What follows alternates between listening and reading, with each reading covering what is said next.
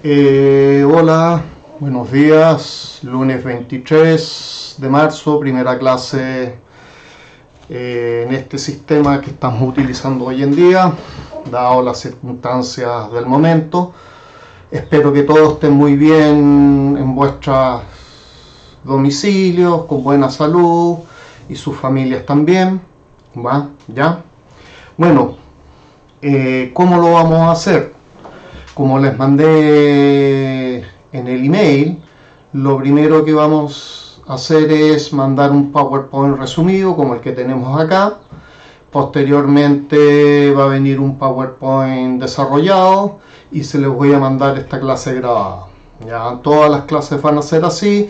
Cualquier pregunta que se haga la vamos a contestar en Google Classroom, en Canvas o por correo, por Gmail, UDP, ya,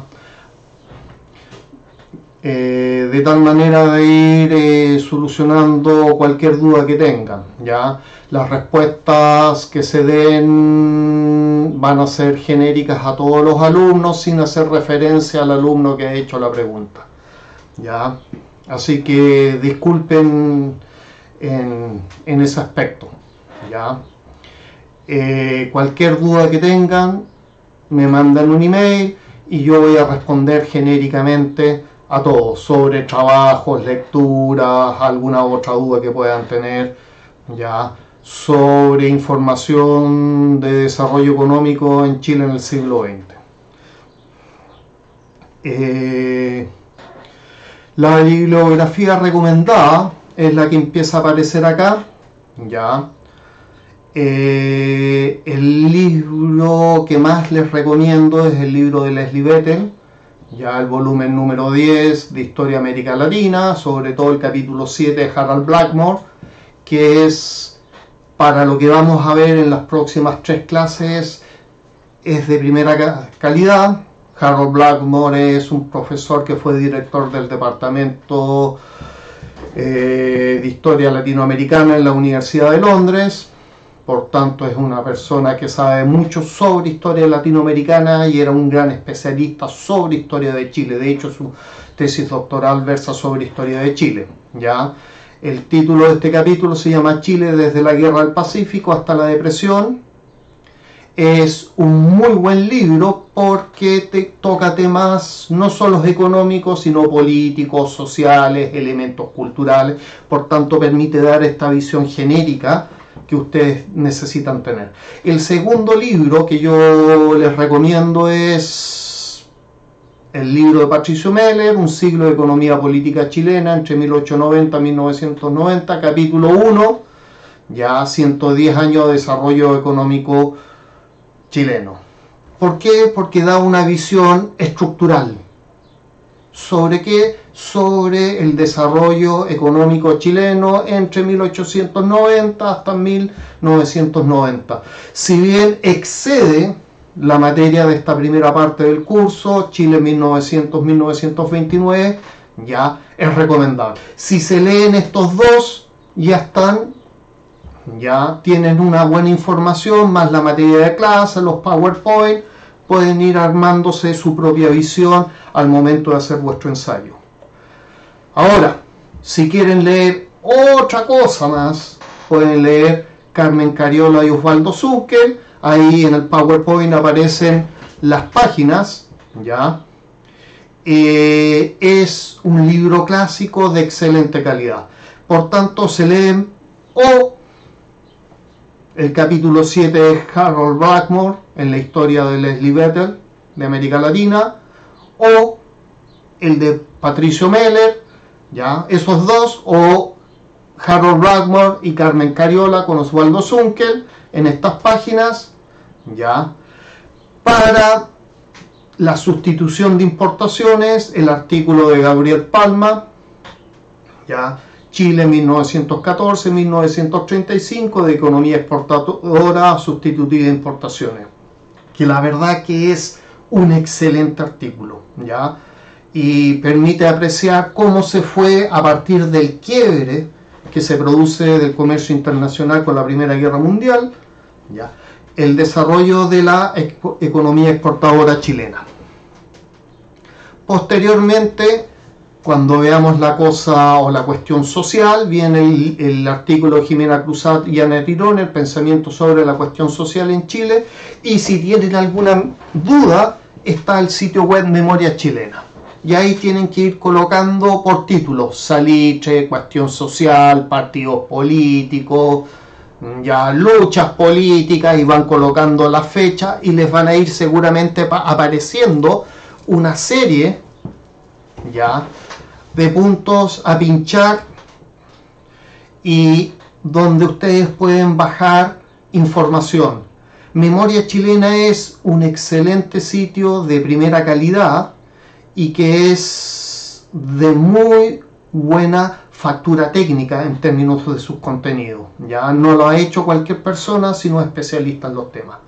Lo primero, las bases políticas de la economía chilena, que es la primera materia que nos interesa ver. Lo primero es el periodo que nosotros vamos a tratar, 1900-1929, está considerado en un periodo mucho más amplio, que es el periodo 1870 a 1929, que es un ciclo completo ya de la economía mundial. Es lo que algunos llaman la primera gran globalización, y que tal vez era una globalización mucho más liberal de la que tenemos hoy en día, porque permitía que millones de personas se trasladaran de continente a continente sin ningún tipo de barrera, lo que hoy en día es simplemente un imposible. De hecho, por ejemplo, los Estados Unidos entre 1840 a 1920 recibió 60 millones de inmigrantes. ¿Ya? La Argentina entre 1870 a 1920 recibió 5,5 millones de inmigrantes. ¿Ya? Ahora, este periodo 1870-1929 se llama, para el caso de la historia de Chile, el ciclo salitrero. ¿Por qué? Porque está condicionada por la producción y venta, ¿ya?, de este mineral no ferroso a los mercados internacionales, y genera un ciclo de prosperidad gigantesco para la economía chilena. Ahora, ¿cómo patrimonio de la economía chilena empieza en 1879 con la Guerra del Pacífico? ¿Ya? Ahora, este ciclo 1870-1929 lo podemos dividir en dos subciclos: el ciclo salitrero clásico, ¿ya?, y el segundo ciclo salitrero. Ahora bien, en la historia de Chile hay ciclos y subciclos. ¿Ya? Entre 1870 y 1913 solo en general se exporta esencialmente salitre. El ciclo del cobre de inicios del siglo XIX dura más o menos hasta 1870. Y ahí se agotan las vetas, y la verdad que Chile deja de ser un actor clave en la exportación de cobre. ¿Ya? A mediados del siglo XIX, más o menos 1850, Chile era el primer exportador ya en ese momento de cobre. A eso se le agregaba trigo, ya, avena y cebada. ¿A dónde? A los mercados de Australia y a los mercados ya del oeste de Estados Unidos, hacia San Francisco, por la fiebre del oro. Posteriormente, a fines de 1850, el trigo, la avena y la cebada pierden esos mercados, sigue el cobre hasta 1870. Pero a partir de 1879 en adelante comienza el salitre ya en la economía nacional. Y como vamos a ver, es muy importante en todo aspecto. Ahora, de 1914 a 1929 viene el salitre y empieza a aparecer el cobre. ¿Ya? El cobre de la gran minería del cobre. es decir, de aquella minería asociada al Teniente en la sexta región, que es la mina subterránea de cobre más grande del mundo, tiene más de 3.000 kilómetros ya de túnel, o de la mina a rajo abierto, que es la mina de Chuquicamata en la segunda región de Chile, que es la mina de cobre a rajo abierto, ya en superficie, más grande del mundo, que tiene más o menos un largo de 5 kilómetros, un ancho de 3 kilómetros y una profundidad más o menos de más de 1 kilómetro. Estamos hablando de casi 1,2 kilómetros. Entonces, entre 1914 y 1929 no solo hay salitre, sino que comienza poco a poco un proceso de sustitución de la industria salitrera por el cobre, a tal grado que llegamos al año 1929 y el cobre y el salitre, más o menos en valor, exportan lo mismo.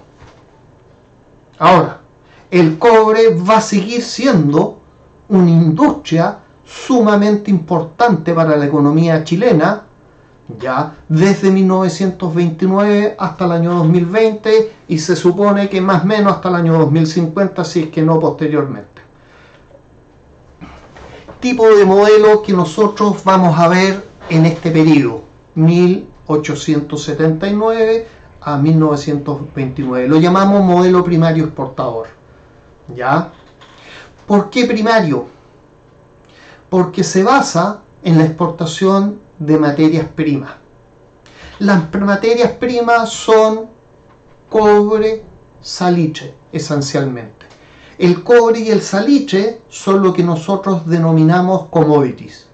Los commodities es un producto no diferenciado. Por tanto, su precio internacional está sometido a la oferta y la demanda ya internacional, de tal manera que si hay ciclos de mayor demanda internacional de cobre y salitre, sus precios van a subir, y por tanto precios por una enorme cantidad exportada van a hacer que la economía chilena tenga enormes ingresos fruto de estas exportaciones. Ahora, si por el contrario, ya en el ciclo económico internacional la demanda viene a la baja por algún tipo de crisis financiera, económica, sobre todo en los grandes países industrializados de la época, que son pocos, ya es Gran Bretaña, Estados Unidos, Alemania y Francia, ya los Big Four. Pasa algo en alguno de estos países y tiene un efecto en el resto de la economía. Es decir, si uno de estos países estornuda, la economía internacional se enferma. ¿Ya? Ahora bien, si la demanda baja, va a bajar los precios, y lo que va a tender a ocurrir en este momento es que los ingresos exportadores van a ir a la baja, y por tanto el crecimiento y la prosperidad va a disminuir en la economía chilena. ¿Ya? Se llama exportador porque estos productos naturales, estas materias primas, primario exportador, ya estos commodities, esencialmente no son consumidos en la economía chilena, sino son exportados a estos 4 mercados. ¿Cuáles? En primer lugar, la gran economía de la época, a partir de 1879 hasta 1913, que es Gran Bretaña. En segundo lugar, los Estados Unidos, que asumen la batuta de ser la primera gran economía internacional a partir del año 1914 hasta hoy en día. ¿Ya? En tercer lugar, Alemania. En cuarto lugar, Francia. ¿Ya? Ahora, estos países van a ser los que van a generar los ciclos de auge, prosperidad o de crisis de la economía internacional, y por tanto ya de precios y demandas de estas materias primas, salitre y en menor medida cobre. ¿Ya? Ahora, va a tener, por tanto, el sector externo un enorme impacto en las tasas de crecimiento económico.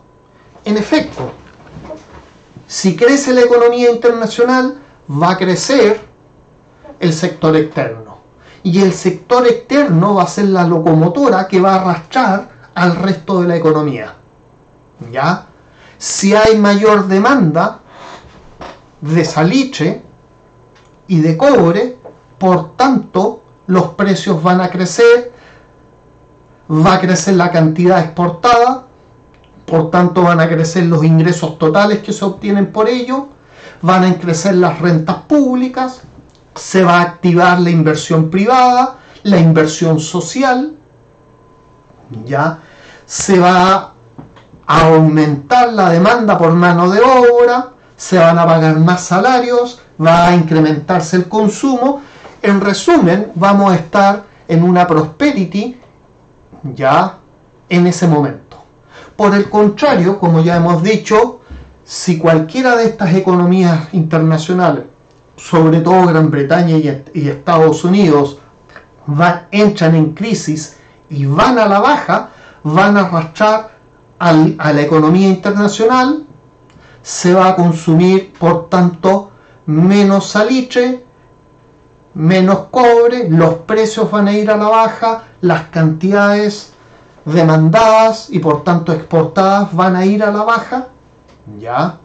Con esto, los ingresos totales del sector exportador, el pago de impuestos y con ello el gasto social, la inversión privada va a ir a la baja, se va a despedir gente por la contracción económica, ¿ya?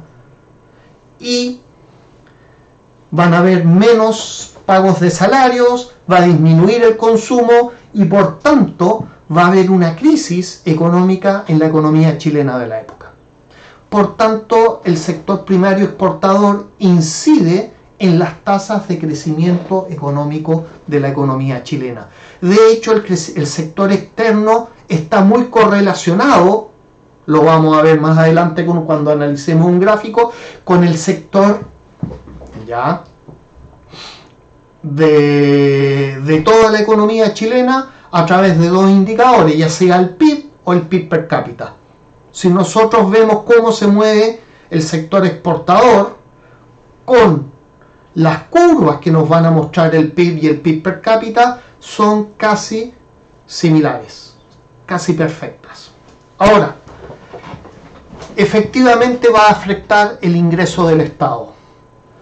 Si hay auge en la economía internacional, obviamente la riqueza exportadora crece y con eso se incrementa el pago de impuestos.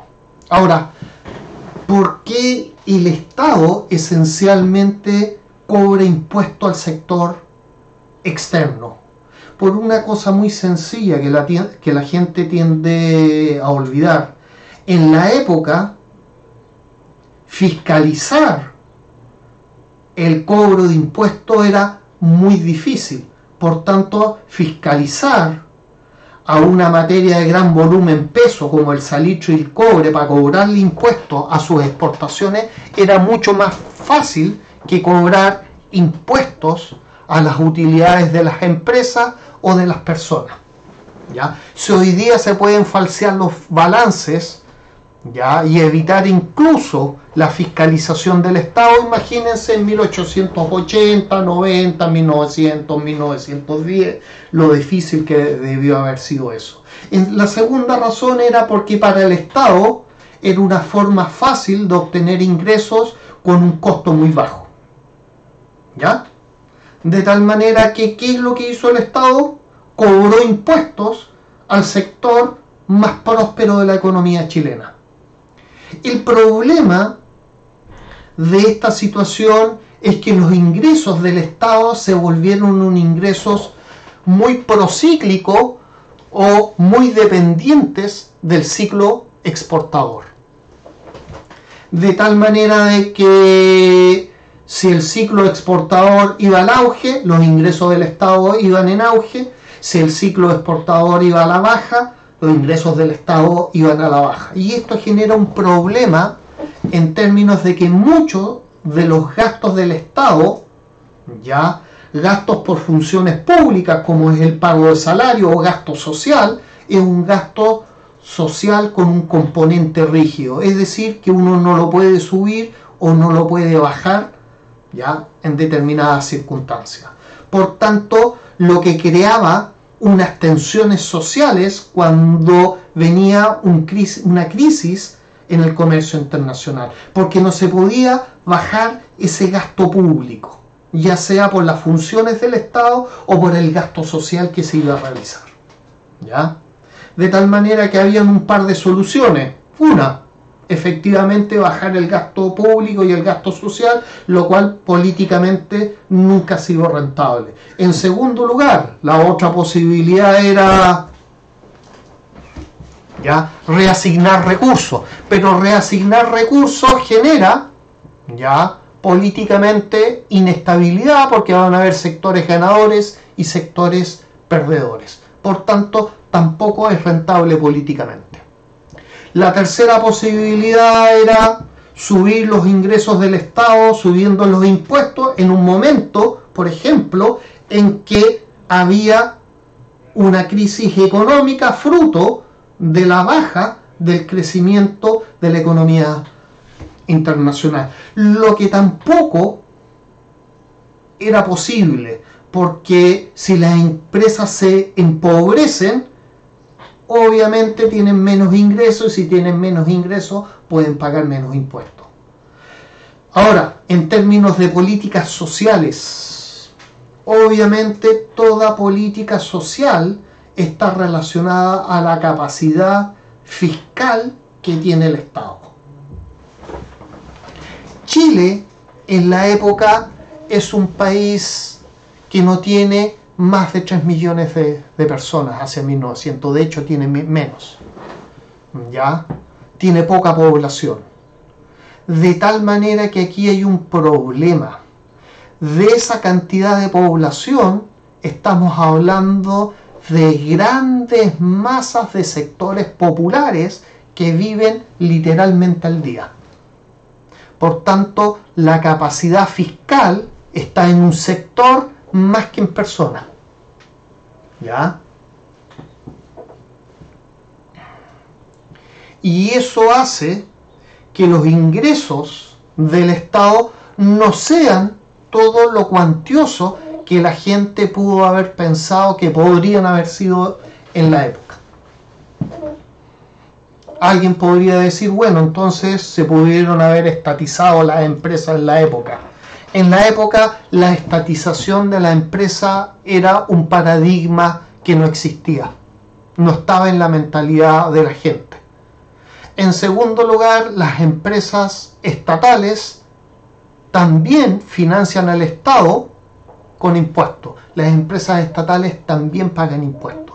Sí tienen rentabilidad, porque las empresas estatales también, dada una crisis, podrían no ser rentables y por tanto tener pérdida. Y una empresa que tiene pérdida es muy difícil que pueda traspasar excedentes ya para el gasto social al Estado.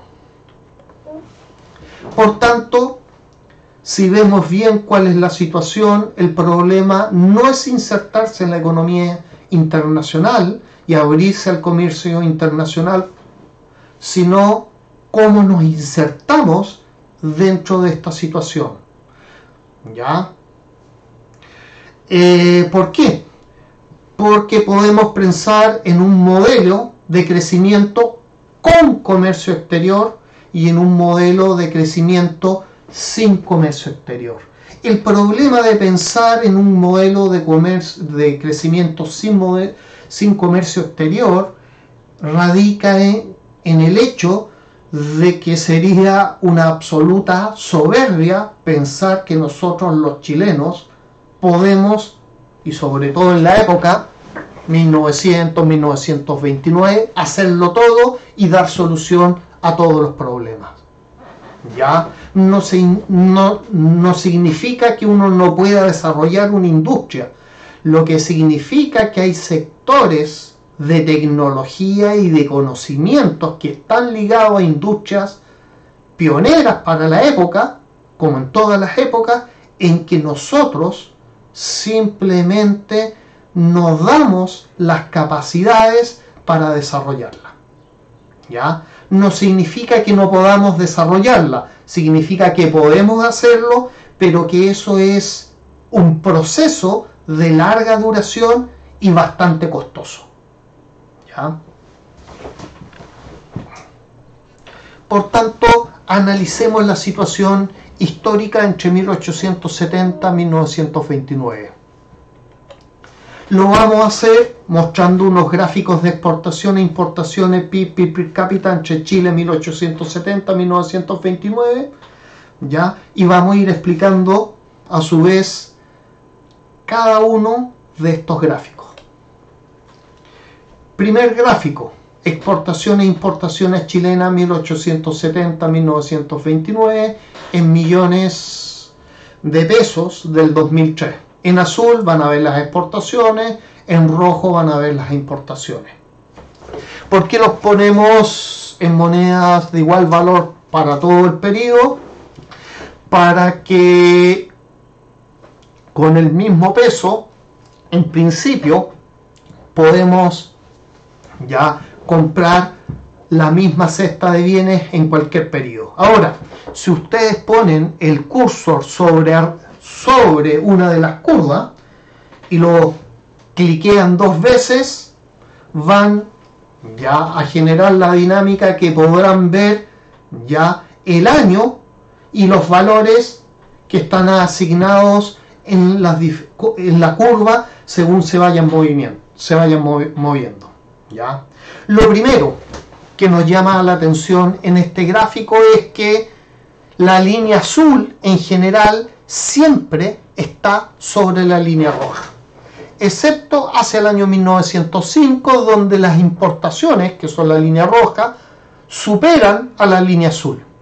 Y eso dura más o menos hasta el año 1905. Es decir, uno perfectamente, según este gráfico, podría ser entre 1905 a 1915. En principio, ya las importaciones se importa más de lo que se exportó. Ahora, durante estos 10 años. Posteriormente, las exportaciones tienden a superar a las importaciones, y eso dura hasta más o menos 1924, 1927, pero en general para todo el periodo las exportaciones superan a las importaciones, lo que nos dice que tenemos ya una balanza comercial favorable, es decir, ingresa más plata gracias al comercio exterior de lo que sale. Ahora, ¿por qué a veces, como entre el año 1905 y 1915, ya sale más plata o hay más importaciones de la plata que entra fruto de las exportaciones? Por una razón bastante sencilla, ¿ya? Y que hay que tomar en cuenta siempre. Y eso tiene que ver con el hecho de que, dado la crisis económica internacionales, porque si ustedes se dan cuenta, a partir de 1905 hay una enorme fluctuación al sector de comercio exterior, ¿ya? Si ustedes se dan cuenta, eso ocurre porque nosotros no solo importamos, como algunos creen, productos suntuarios o bienes Vemblen, bienes de lujo. Importamos todas aquellas materias primas que no producimos, como carbón de calidad, acero de calidad, pero también maquinarias. Es decir, lo que estamos importando es tecnología, también petróleo, también gas, en un momento en que ya las exportaciones van a la baja. Y eso genera este componente rígido que hace que en estos momentos se importe más que lo que se exporte. Ahora, en este gráfico nosotros perfectamente podríamos periodificarlo. podríamos periodificarlo en una fase hasta el año 1896, en que tanto las importaciones como las exportaciones crecen paulatinamente, ya, con pocas fluctuaciones, una época en que va entre 1896 a 1905, en que el sector, sobre todo exportador, se vuelve más volátil, efectivamente, y hay grandes oscilaciones hacia la baja y recuperaciones rápidamente, pero durante casi estos 10 años no hay un crecimiento muy sostenido, ya, del sector exportador. Y desde 1906 a 1929, donde nosotros vemos ya que hay un crecimiento bastante notable del sector exportador, pero con grandes oscilaciones, con mucha inestabilidad, ya, mucha volatilidad en el sentido de que hay muchas alzas y muchas bajas, algunas que son brutales, como por ejemplo la del año 1914, que es la crisis por el origen de la Primera Guerra Mundial, pero a partir de 1915 en adelante se empieza a crecer notablemente hasta 1918, y ahí viene una baja en 1919 que es una caída gigantesca ya del sector exportador. Se pasa de un nivel 7, si ustedes lo ven en el gráfico, a un nivel menos de 3, ya. Por tanto, esa es la gran crisis de fin de guerra de la Primera Guerra Mundial en el año 1919. Hay una recuperación, esas recuperaciones es recuperar la capacidad ociosa, y nuevamente una segunda crisis en el año 1920. Ahora, el crecimiento del sector para la época es notable. Las exportaciones entre 1870 y 1920 crecen en un 6,26% promedio anual para todo el periodo. Es decir, se duplican cada 11 años. Las importaciones para el mismo periodo, 1870-1929, crecen a 6,34%. Es decir, también se están duplicando en un poquito más de 11 años y algunos meses. ¿Ya? Duplicar en economía es 1 a 2, 2 a 4, 4 a 8, 8 a 16, 16 a 32. ¿Se entiende? Es decir, es un crecimiento geométrico. Ahora, si lo vemos entre los años 1870 a 1913, las exportaciones van a crecer en un 5,23%, esencialmente salitre. Las importaciones entre 1870 y 1913 a un 6,64%, que también es notable. Es que decir, cada 10 años y 6 meses las importaciones se estaban duplicando. Y si vimos entre el año 1914 al año 1929, las exportaciones crecen a una tasa del 8,47%, pese a las enormes fluctuaciones que estamos viendo, pese a que comienza la Primera Guerra Mundial y una serie de crisis económicas internacionales. La economía chilena se vio arrastrada ya por el sector exportador, que creció a 8,47%, es decir, se duplicó cada 8 años. Las importaciones crecieron a 5,20%, es decir, se duplicaban cada 13 años. ¿Ya? Es decir, son tasas de crecimiento notable. Uno se pregunta, bueno, ¿y por qué el salitre siguió siendo tan importante en el periodo? Pese a que con la Primera Guerra Mundial comienza a desarrollarse el salitre sintético. La verdad que el salitre sintético comienza su desarrollo a fines del siglo XIX y comienzo del siglo XX. Ya hacia 1905 ya hay salitre sintético. El problema es que es el doblemente de caro que el salitre natural. Por tanto, no es rentable. Pero cuando comienza la Primera Guerra Mundial y Alemania es sometido a un bloqueo comercial, ya dicen, hay un refrán popular, que vamos a usar muchos refranes populares en la clase, ya, la necesidad es la madre del ingenio, y lo que tiende a ocurrir en ese momento es que efectivamente, ya, los alemanes son capaces de reducir enormemente el valor de la producción de salitre sintético, a tal grado que pasa hacia 1915 a valer la mitad que el salitre natural. Y ahí empieza poco a poco a morir la industria salitrera nacional. Ahora, ¿por qué los alemanes aceleran esta capacidad técnica? Lo primero que tienen que saber, los alemanes son los padres de la química inorgánica, es decir, la química ligada ya a todo lo no natural. La Bayer, la BASF, la 3M son la demostración de esto. Lo que pasa es que el salitre se usa en dos cosas. Uno, para abonar la tierra, es decir, cuando uno le echa agua a la tierra, lo que hace es disolver los minerales que son absorbidos por las raíces o por las plantas que uno posteriormente va a cosechar.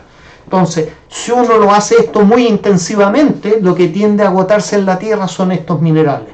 Por tanto, el salitre viene a reponer esta capa de minerales que le falta a la tierra. Entonces necesitaban para generar alimentos, pero el salitre también se utiliza en otra cosa distinta de la producción de alimentos, que son ya los explosivos, en este caso la pólvora. Es decir, uno necesita azufre, salitre, un poco de carbón, los mezcla en ciertas proporciones y tiene pólvora. ¿Ya? Y en una guerra lo que más se va a necesitar es pólvora. ¿Vamos? Ahora, ¿por qué a partir del año 1914 en adelante las empresas extranjeras empiezan a vender sus propiedades? Porque se dan cuenta tecnológicamente, porque ellos están en el primer mundo, que viene la sustitución del salitre sintético. ¿Por qué entran los capitales chilenos a dominar ahora tardíamente a esta industria ya de mineral no ferroso, el salitre?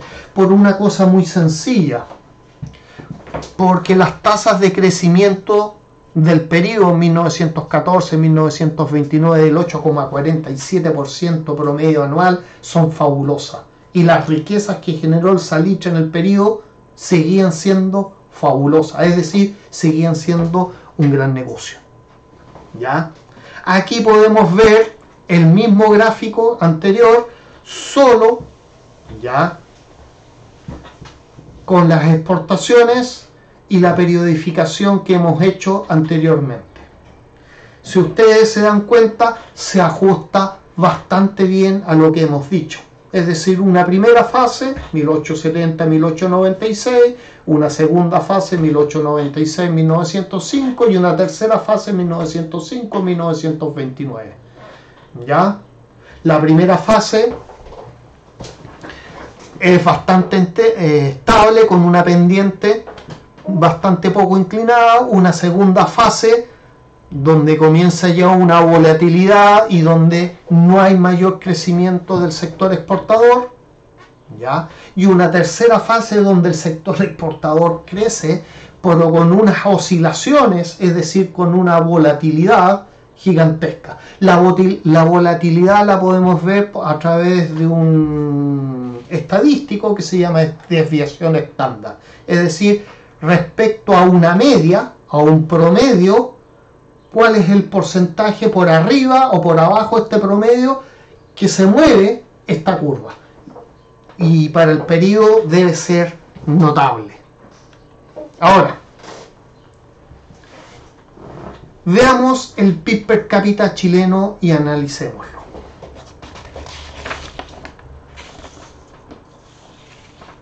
Esencialmente, acá vemos un gráfico que nos muestra para todo nuestro periodo de análisis la evolución del PIB per cápita. Y podemos ver 4 grandes periodos, el A, el B, el C y el D, que corresponden a ciertas épocas. ¿Ya? 1870-1905, que sería el A, que es un PIB per cápita que crece bastante establemente. ¿Por qué analizamos el PIB per cápita? Porque es el mejor indicador para ver, entre comillas, la evolución de la economía de un país. Mucho más que el PIB. ¿Ya? Además, es un indicador que está considerado, ¿ya?, en el índice de calidad humana desarrollado por el Programa de las Naciones Unidas para el Medio Ambiente, y que en muchos estudios históricos, si bien se inventa en 1990, se ha tirado hacia atrás para ver cuál ha sido la evolución de la calidad de vida, ya, de las diferentes economías en el tiempo. Ya, el índice de calidad de vida no solo considera PIB per cápita, sabemos, considera otros elementos como por ejemplo los años de escolaridad, ya, el nivel de analfabetismo y la tasa de mortalidad infantil. Y es un índice ponderado porque cada una de estas variables pondera distinto. Ahora, volvamos a nuestro PIB per cápita y hagamos un análisis estructural. Vemos que entre 1870 y 1905 hay un crecimiento bastante estable. De ahí hacia el año 1929, el crecimiento, si ustedes se dan cuenta, desde 1906 a 1929, es bastante oscilante, con bastante volatilidad. De ahí comienza otro ciclo que va de 1930 a 1973 y que se inicia con la gran crisis del año 1920, que es esa gran caída que nosotros vemos al inicio del ciclo C o del periodo C, y que termina con el golpe de Estado en el año 1973, ya en el 11 de septiembre del año 1973. Ese periodo entre el año 1930 y 1973 ya es también un ciclo, igual que en el periodo A, bastante estable, con pocas oscilaciones, excepto la del año 1929, que en el caso de Chile dura hasta el año 1932, ¿ya? Y hay un cuarto periodo que comienza con el año 1974-75, que ustedes pueden ver ahí esa enorme caída, que es la primera gran crisis del petróleo, que la vamos a analizar cuando analicemos el periodo. Hay un nivel de recuperación y posteriormente en el año 1982 la crisis de la deuda, ya, que es una crisis internacional que también fruto de los petrodólares y de las bajas tasas de interés internacional, la vamos a analizar. Y de ahí viene una fase a partir del año 1983 de crecimiento bastante ya notable, que de hecho es la fase de crecimiento del PIB per cápita más alto en la historia de Chile. ¿Ya? Ahora bien, una vez hecho este análisis, veamos el periodo que nos interesa a nosotros. ¿Y qué podemos decir de este periodo? En primer lugar, que lo podemos dividir en dos subperiodos, ya, el periodo A y el periodo B. En el caso del primer periodo es bastante estable, con pocas fluctuaciones. Si tiráramos una recta media, veríamos que hay pocas fluctuaciones, ya de acuerdo a la tendencia que va creciendo el PIB per cápita, y a partir del año 1906 en adelante hasta 1929 vemos que es un periodo de alta oscilación o volatilidad. Ahora, ¿qué tiene de interesante esta evolución del PIB per cápita entre 1870 y 1929? Una cosa muy sencilla, y es que si ustedes lo ven en relación a la evolución gráfica de las exportaciones chilenas, es una oscilación igual, perfecta. ¿Ya? De hecho, entre 1896 a 1905, si ustedes se dan cuenta, el PIB per cápita chileno es plano, es una meseta. ¿Ya? El periodo anterior, 1870 a 1896, también crece con ciertas oscilaciones, y después vienen todas las oscilaciones que vimos ya en el sector exportador. Es decir, acá, si nosotros fuéramos capaces de superponer ambas curvas, nos daríamos cuenta que ambas se mueven en el mismo sentido. ¿Ya? Es decir, acá hay una correlación entre estas variables: crecimiento del sector exportador, crecimiento del PIB per cápita. Esto efectivamente la podemos ver a través de un coeficiente estadístico que se llama el coeficiente de correlación, o R de Pearson, ¿ya?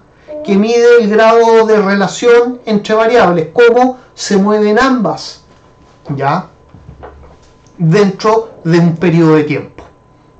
Ahora, si nosotros vemos la relación entre exportaciones y PIB per cápita entre el año 1870 y 1929, el R, que mide esta correlación o la capacidad que tienen estas variables de moverse de manera similar, el R es de 0,92, que es altísimo, siendo que 1 es perfecto.